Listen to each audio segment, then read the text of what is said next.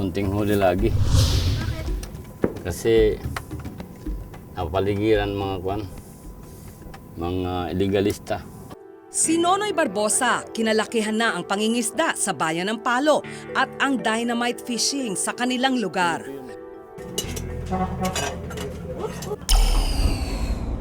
May sakit na diabetes ang asawa ni Nonoy. At tiyaga na lang kami. Kung napalaot, pangulam na lang. Kaunti na lang din kasi ang isda sa kanyang fish pond.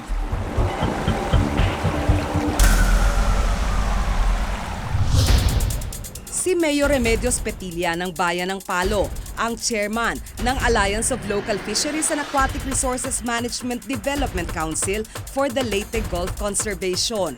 Tinatawag din itong Leyte Gulf Alliance. Samahan ito ng 10 coastal municipality laban sa illegal fishing. So ang ginawa namin is every town is clothed with authority to arrest or to go after illegal fishers. So pag hindi na niya makaya dito sa isang town, ang isang town ang tutulong at tutulungan na yan lahat. May mga gamit naman raw ang bantay dagat nila. We provide them with boats to run after illegal fishers, and we provide them with yung mga underwater equipments para makita nila ang mga corals. Hindi kami nakag-operation dahil yung sasakyan namin inaayos pa. Mga 2 weeks na. Ito ang Bantay Dagat Headquarters. Agresibo naman daw silang manghuli pero may mga nakakalusot pa rin. Mayroon talagang makakalusot, pero I tell you, it has greatly been diminished, na reduced talaga yon.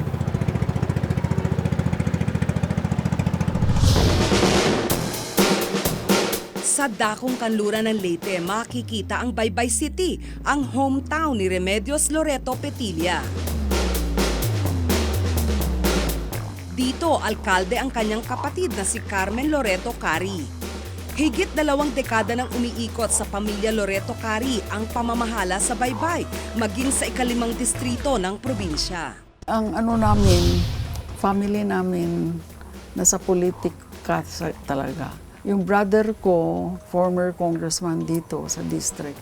Siya ang mayor dito, mga 16 years siya ang mayor sa Baybay. Bukod kay Heriberto Loreto, naging mayor rin ng Baybay ang isa pa nilang kapatid na lalaki na si Jose V. Loreto. Si Carmen Loreto Cari naman, unang naging alkalde ng Baybay noong 1988 hanggang 1998. Naging kinatawan din siya ng ika-5 distrito sa loob ng 9 na taon. Ang 2 babae raw sa pamilya ng mga Loreto ang nagpalawak ng impluwensya nila sa politika. Hindi ko alam kung ako bilang babae matutuwa ako dahil talaga kung nag-iisip ka, look, may epekto talaga yung dalawa na yan sa pag-organisa, pag-mobilize at saka pag-expand ng kanilang influence in Leyte. Ang anak ni Mayor Carmen Cari na si Jose Carlos L. Cari ang kasalukuyang kinatawan ng ika-5 distrito ng Leyte. Nung kapitan ako, 1994. Tapos re-election 97. And then, nung 98, tumakbo akong mayor. And then, tumakbo akong Congress 2010. Ang isa naman niyang anak si Michael Cari, Vice Mayor ng Baybay City. By 1997, ang mga barangay chairman, gusto nila akong maging mayor, tumakbo akong mayor. Then for 1 term, naging mayor ako from 2007 up to 2010. Ang pwesto sa barangay, munisipyo at kongreso sa Baybay, pinaghalinhina na ng mag-iina. Pinapayagan yan pero hindi yan maganda kasi sa civil service, ito sa political side. Pero sa civil service system natin, up to the 4th degree of consanguinity, hindi yan inaalaw yung ganong klase. Ang biyaya mula sa Kongreso, taon-taong nakasentro sa Baybay. Sa 2010 Priority Development Assistance Fund o PDAF ni Congressman Carlos Cari, mahigit 5 milyong piso ang inilaan para sa district-wide scholarship program. Pero lahat ng ito nakadiretso sa bayan ng Baybay kung saan mayor ang kanyang ina. Kasi yung pondo, pag diniretso mo sa eskwelahan, hindi pa fix yung amount.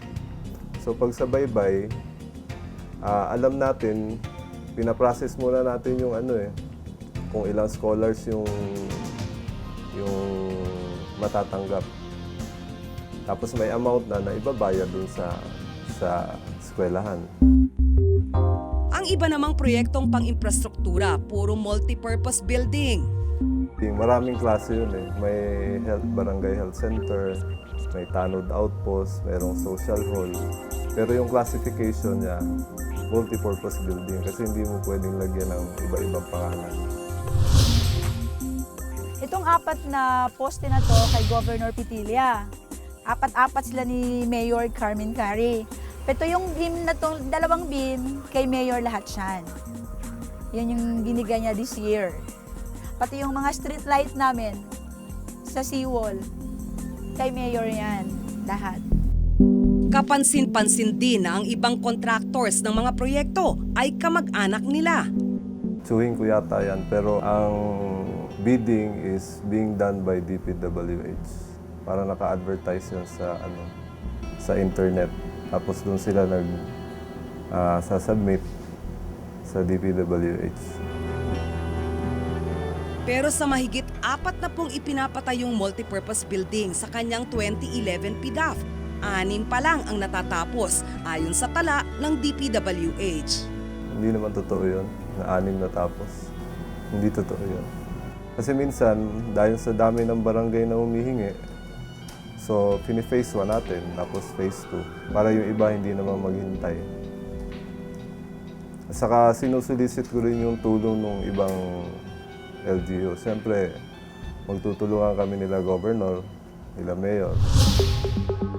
Hindi naman daw mapupunta sa pwesto ang kanilang pamilya kung hindi sila gusto ng mga botante. Pinili kami ng mga tao, that means they like us. Nagkataon lang siguro na ang mga tao gusto talagang ang maging mayor, si Carmen Carrie, ang gusto maging vice, ako. May qualification naman tayo. Alam naman natin yung mga sitwasyon ng mga barangay, ng mga distrito. So qualified naman lahat. Unopposed ang kanilang angkan sa bawat eleksyon. Hindi ko rin alam. I think they just like the way we serve.